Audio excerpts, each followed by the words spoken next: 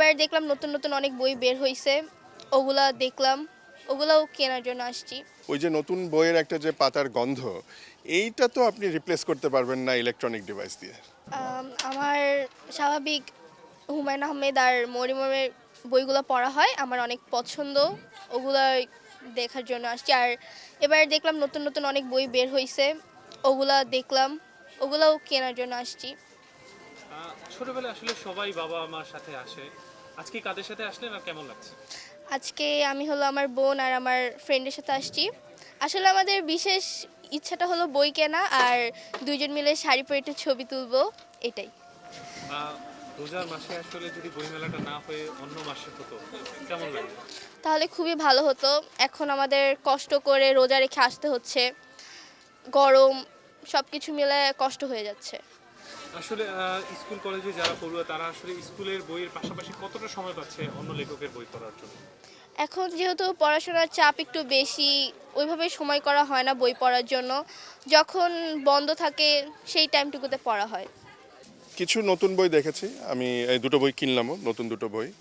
So আমার মনে হয় এই বইমেলাটা এবার দেরি করে হলেও এবার যে হয়েছে এটা একটা খুব ভালো জিনিস।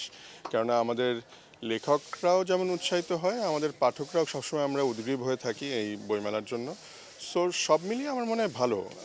কিছু নতুন বই এসছে, বাট আমার মনে হয় এটা হয়তো ওই রমজানের কারণে একটু কম লোকজন আর কি।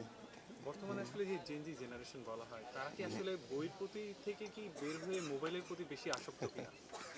হ্যাঁ, এটাই মুশকিল আসলে আমাদের ইলেকট্রনিক ডিভাইস, মোবাইল, এছাড়াও মোবাইলের ছাড়াও এখন তো মনে করেন টেলিভিশনে নেটফ্লিক্স জাতীয় এই ধরনের যে স্ট্রিমিং মানে প্ল্যাটফর্মগুলো আছে, এখানে আসলে অনেক কিছু আমাদের এন্টারটেনমেন্টের এত রকম অ্যাভিনিউজ আছে। সো বই পড়া যেটা আগে আমরা ছোটোবেলায় আমরা হয়তো একেবারে মানে ঘুম বাদ দিয়ে খাবার খেতে খেতেও বই পড়তাম, ওই সময় করতাম, সো ওই জিনিসগুলো এখন কমে গেছে। বাট আমি আশা করি যখনই এই বইমেলায় আসে একটা জিনিস দেখি যে এখানে অনেক তরুণরা কিন্তু, অনেক জেনজিরা কিন্তু এখানে আসে, এবং তারা যখন বইটা আসলে হাতে নিয়ে পাতাগুলো উল্টে পাল্টে দেখে, কিছুটা পড়ার চেষ্টা করে, আমার খুব ভালো লাগে। আমার মনে হয় ওই যে নতুন বইয়ের একটা যে পাতার গন্ধ, এইটা তো আপনি রিপ্লেস করতে পারবেন না ইলেকট্রনিক ডিভাইস দিয়ে।